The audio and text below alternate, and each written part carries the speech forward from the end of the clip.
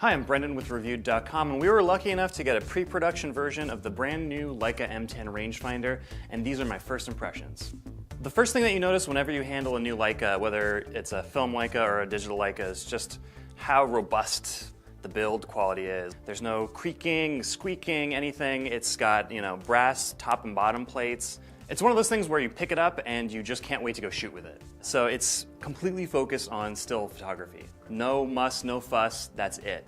It's finally the exact same dimensions as one of their film cameras. They made it substantially thinner. They added a dial here where your film rewind dial might have been back in the day that helps you adjust ISO. So that means you don't have to go into the menus for anything now. There's physical controls for ISO and for shutter and for aperture on the lens. Like some of the more recent color Leicas at least, this has a 24 megapixel CMOS sensor. It's full frame.